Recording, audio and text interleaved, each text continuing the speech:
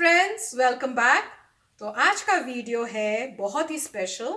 ये एक हमारे इंडियन सोल्जर के ऊपर है एंड वो है कैप्टन विक्रम बत्रा। तो यस फ्रेंड्स, वीडियो देखने से पहले अगर आप हमारे चैनल पर नए हो और आपने अभी तक सब्सक्राइब नहीं किया है तो क्लिक करो सब्सक्राइब के बटन को और बेल के आइकन को, ताकि आपको नोटिफिकेशन मिले हमारे नेक्स्ट वीडियो का जैसे हम अपलोड करें। और अगर आपको ये वीडियो पसंद आए तो करना लाइक और शेयर करना ये स्टोरी हमारे ब्रेव सोल्जर की अपने फ्रेंड्स और फैमिली के साथ। तो चलो फ्रेंड्स, देखते हैं ये video.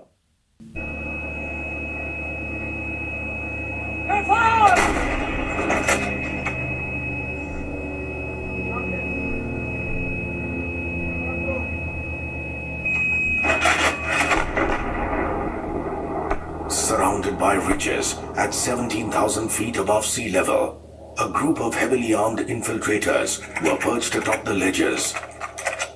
Ledges with steep 80-degree near vertical inclines and razor-sharp edges on either side.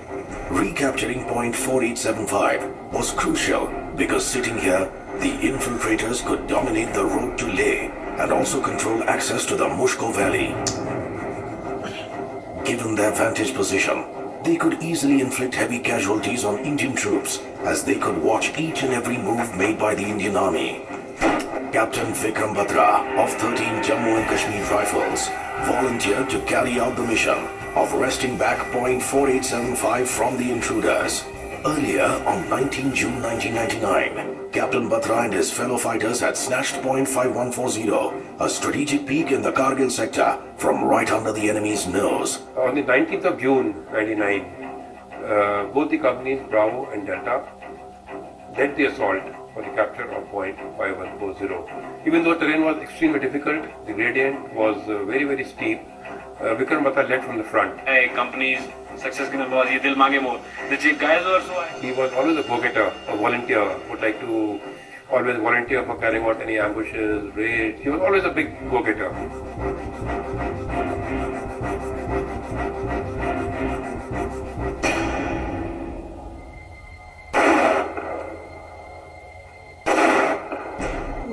For over 36 hours, Lieutenant Naveen and his men were engaged in a fierce gun battle with the militants. Though we had reached the top, the enemy had a bunker which was constructed right on the mouth of this ledge. If we have to capture point 75, the only way is to launch frontally along that ledge, which was suicidal actually. Captain Naveen, who was in the forwardmost area, he got injured. The enemy had thrown a grenade and it fell on his leg, and his leg was very badly damaged.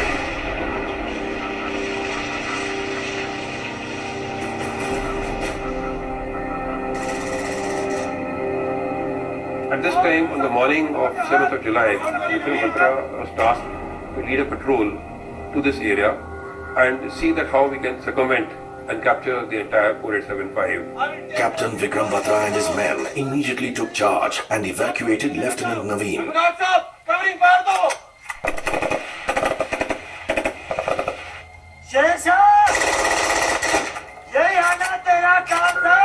The enemy was trying his psychological warfare on us.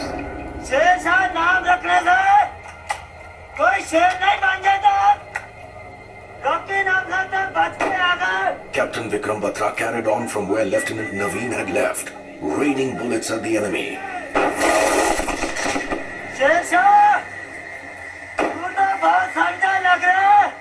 The enemy taunted Captain Batra, saying that if India handed over Bollywood actress Madhuri Dixit, they would leave the place forever. To this, Captain Batra gave a fitting reply. In the heat of the battle, Captain Vikram Batra decided to surprise the enemy and do the impossible. Now, when he went to that area, apparently, now I can visualize, he realized that there was simply just no way. There was no way we could circumvent this ledge. An impulsive, go-getter, impulsive man that he was, he immediately assaulted through that only approach to that area which was being dominated by the enemy sun gun.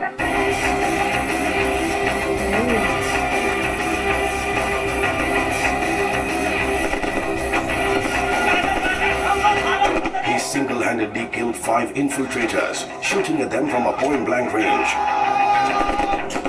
However, he too sustained grave injuries in the attack.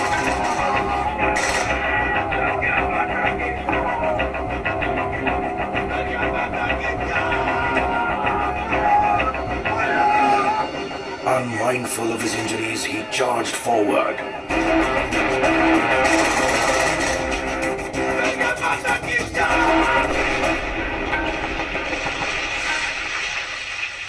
And then, an artillery splinter pierced his waist, and Captain Vikram Batra collapsed. That very moment, India lost one of its finest fighters. He didn't bother for his own life and made supreme sacrifice. And with vengeance, the entire company launched an assault through that ledge, through the foothold which Vikram Batra had given to us, and captured the entire .4875. On 26 January 2000, on the occasion of Republic Day, Captain Vikram Batra was posthumously awarded India's highest gallantry award, the Param Veer Chakra.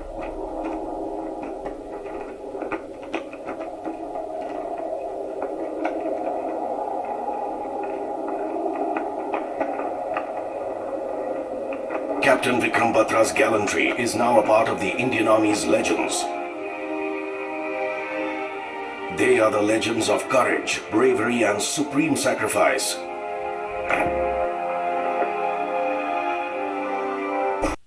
So friends, no doubt, कोई शक की बात ही नहीं है कि बहुत ही brave soldier थे और हर कोई भी लड़ाई जो हमने देखी है, सुनी है, वो हमारी जीत उसमें इसीलिए मुमकिन हो पाई क्योंकि ऐसा कोई एक ब्रेव सोल्जर था जिसने अपने देश के लिए 1 मिनट भी अपनी जान की परवाह नहीं की और ये पता होते भी कि जिस तरफ मैं जा रहा हूं और एनिमी की तरफ मैं जा रहा हूं वहां से मुझे वापस आने का चांस नहीं है, तो भी वो आगे सोल्जर बढ़ता है और अपनी जान देकर अपने देश को जिताता है।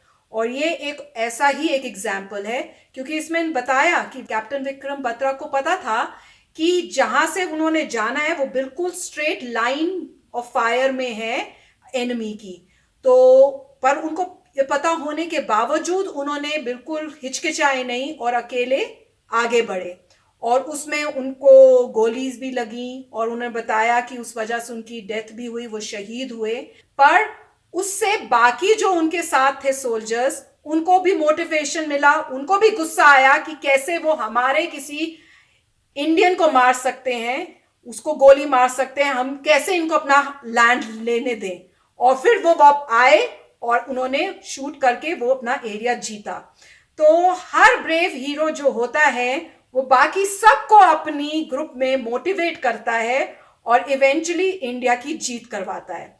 और इसमें जब उन्होंने बताया कि भाई वो जो एनिमी का सोल्जर था, जो एनिमी थी, वो कैसे उसको गंदी बातें कर करके उनको मतलब इंस्टिगेट कर रही थी, भड़काने की कोशिश कर रही थी कि वो कोई गलत स्टेप करे और ये इनको शूट करके मार सकें।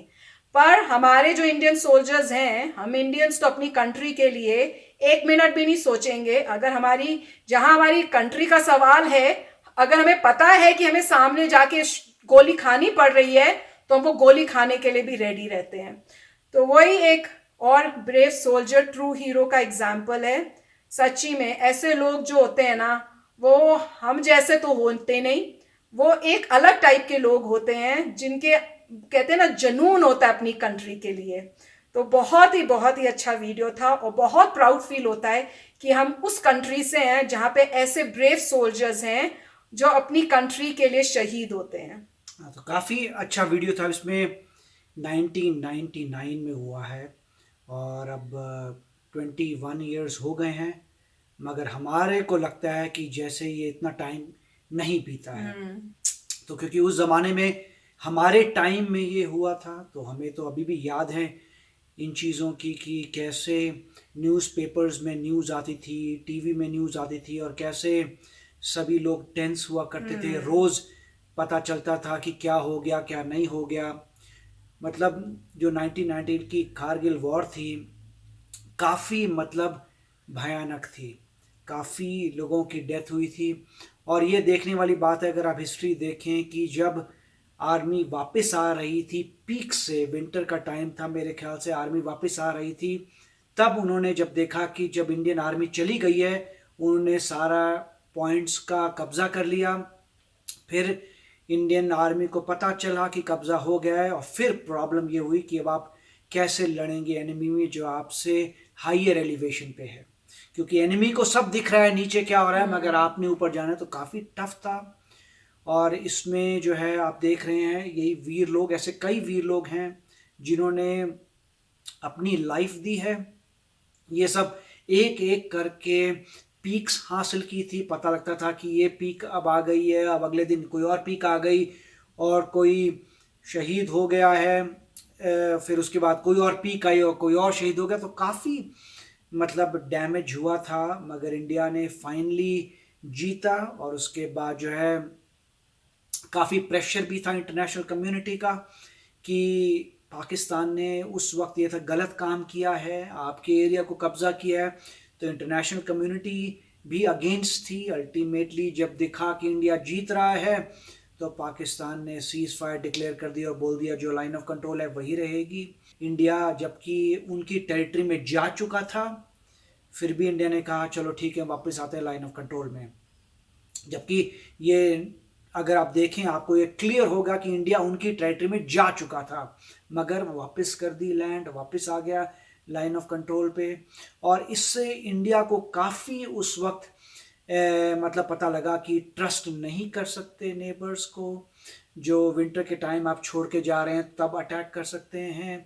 अब जो है मेरे ख्याल से 24/7 मॉनिटरिंग होती है लाइन ऑफ कंट्रोल की। और उसके बाद इंडिया को काफ़ी हुआ था कि इम्प्रूव करनी पड़ेगी अपनी आर्म्ड फोर्सेस को, इसरो को इम्प्रूव करना पड़ेगा जिससे सर्वेलेंस हो सके। तो उसी की वजह से आप देखेंगे जो इसरो में काफ़ी पुश आया था, काफ़ी सारी सैटेलाइट्स लॉन्च हुई थी। और अब जो है इसरो का आपने देखा होगा कि अब वो सब कुछ देख सकते हैं सैटेलाइट से, मतलब लेस देन हाफ फीट से भी कम का क्लियरली नज़र आता है। इसका मतलब कोई भी इंसान अगर वहाँ पे आता है तो सब नज़र आएगा इंडिया को, और 24 आवर अब सर्वेलेंस हो रही है।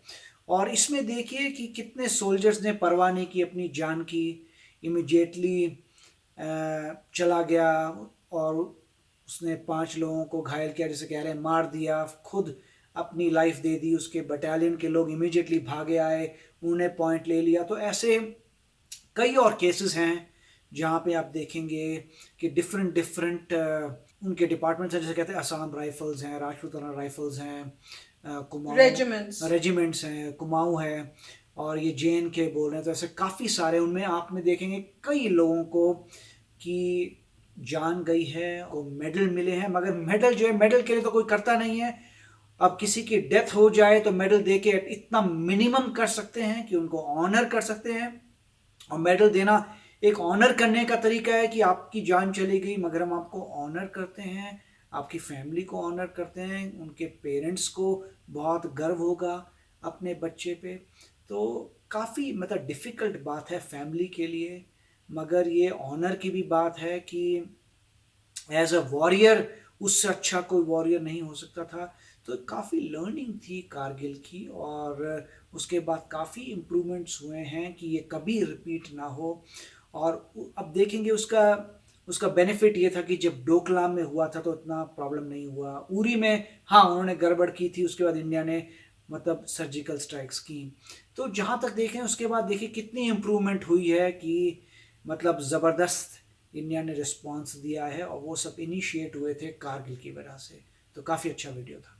और यस फ्रेंड्स, अभी बात करते हुए मुझे याद आया कि कारगिल के टाइम में मुझसे एक जो गर्ल थी मेरी एज की उस टाइम, वो मिली थी और हमारी बातचीत शुरू हुई। तो उससे वो भी आर्मी के बैकग्राउंड से थी, मैं एयरफोर्स के बैकग्राउंड से हूँ। तो बातचीत होने लगी तो मैंने बताया कि हाँ मेरे पापा एयरफोर्स में है। तो उसने बताया कि मेरे जो भाई है वो आर्मी में था और वो कारगिल वॉर में शहीद हो गया। जैसे ही मुझे पता चला मुझे इतना धक्का लगा और मुझे समझ नहीं आ रही थी मैं इतनी इस लड़की को, इसको क्या बोलूं कि जिसने अपना एक भाई गवा दिया है, जिसका भाई नहीं है, और वो उसने हमारी कंट्री के लिए अपनी जान दी है।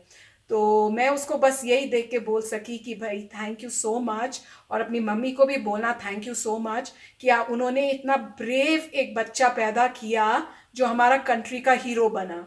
बस इतना बोल के मतलब मेरा आगे मुझसे बोला नहीं गया। और वो जो लड़की थी वो इतनी ब्रेव थी, इतनी हिम्मत वाली थी। वो कहती हाँ हम भी बहुत प्राउड फील करते हैं, मेरे को बहुत प्राउड फील होता है कि मेरा ऐसा भाई था, मैं ऐसे भाई की बहन हूँ। तो इसी से मुझे याद आया। तो हमारे तो फर्स्ट हैंड एक्सपीरियंसेस ऐसे होते रहते हैं, क्योंकि उसी बैकग्राउंड से हैं, तो मिलते रहते हैं लोगों से, तो उनकी लाइफ स्टोरीज हमको शेयर करते हैं हम एक दूसरे के साथ। तो फ्रेंड्स, ट्रू हीरोज यही हैं हमारे वर्ल्ड के, और इनको तो हमेशा जितना सल्यूट करो, रिस्पेक्ट करो, उतना ही कम है।